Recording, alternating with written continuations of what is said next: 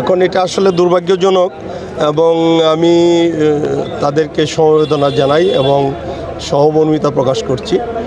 বিশেষ করে তাদের যে লস হয়েছে সেটা তো আসলে শতভাগ ফিরিয়ে দেওয়ার সুযোগ নেই। তবে একটা বিষয় যেটা যে কেউ হতাহত হয়নি, কেউ নিহত হয়নি। এত বড় একটা ঘিঞ্জি মানে আমরা যেটা মনে করি যে এটা শহরের একটা প্রাণকেন্দ্র আমাদের, এবং এখানে যে জায়গায় এই সংকীর্ণ জায়গার মধ্যে আগুন নিভানোটা সত্যিই টাফ ছিল। তারপরেও আমাদের জেলা প্রশাসক, আমাদের পুলিশ সুপার মহোদয় সহ আমাদের জেলা পরিষদের প্রশাসক আছেন, আমাদের বিএনপির নেতৃবৃন্দ, অঙ্গ সংগঠনের নেতৃবৃন্দ, সবারই সার্বিক সহযোগিতায় এই অল্প সময়ের মধ্যে আগুনটা নিয়ন্ত্রিত হয়েছে।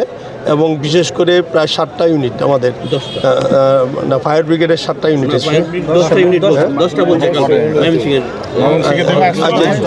আচ্ছা যাই হোক, আমরা অফিসিয়ালি হয়তো 7টা থেকে 10টা হতে পারে।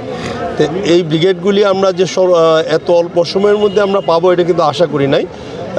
যাই হোক, সার্বিক দিক বিবেচনায় আমাদের এই ফায়ার ব্রিগেড বাহিনী এবং সার্বিকভাবে আমাদের জনগণের যে সহযোগিতা, সেটার জন্য নেত্রকোনাবাসীকে ধন্যবাদ জানাইতে হয়, কৃতজ্ঞতা জানাইতে হয়।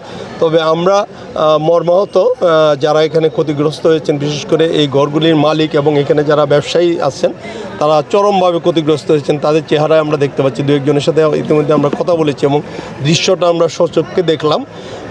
আমরা অচিরেই জেলা প্রশাসনের সাথে বসে কারা কারা ক্ষতিগ্রস্ত হয়েছেন তাদের একটা লিস্ট করে সার্বিকভাবে জেলা প্রশাসনের পক্ষ থেকে, সরকারের পক্ষ থেকে, ইভেন আমরাও ব্যক্তিগত উদ্যোগে আমরা চেষ্টা করব তাদেরকে কিভাবে এই ব্যবসাটাতে আবার পুনর্বাসিত করা যায়, সেই ব্যাপারে আমাদের পক্ষ থেকে সর্বোচ্চ সহযোগিতা থাকবে ইনশাল্লাহ। আশা করছি আমরা বিএনপি, বাংলাদেশ জাতীয়তাবাদী দল বিএনপি, আমার মাননীয় প্রধানমন্ত্রী, এটা জনগণের দল, উনি সার্বক্ষণিকভাবেই এই সমস্ত জায়গাগুলিতে যখন যেখানে ঘটনা ঘটে উনি কিন্তু খোঁজখবর রাখেন। এই জন্য আমরা জেলা প্রশাসন এবং পুলিশ প্রশাসন সবাই যেহেতু সহযোগিতা করছি, জেলা প্রশাসনের উদ্যোগে পাশাপাশি আমাদের দলীয় সহযোগিতা করার সুযোগ থাকলেও আমরা এগুলি করে তাদেরকে যে 6টা দোকান প্লাস 3টা বাসা ক্ষতিগ্রস্ত হয়েছে তাদেরকে পুনর্বাসিত করা, প্রয়োজনে দীর্ঘমেয়াদী তাদের একটু লোন দিয়ে সহযোগিতা করা, সব কিছু মানে তাদেরকে সোজা কথা পুনর্বাসন করার জন্য যা যা করা প্রয়োজন আমরা করব। ধন্যবাদ সবাইকে।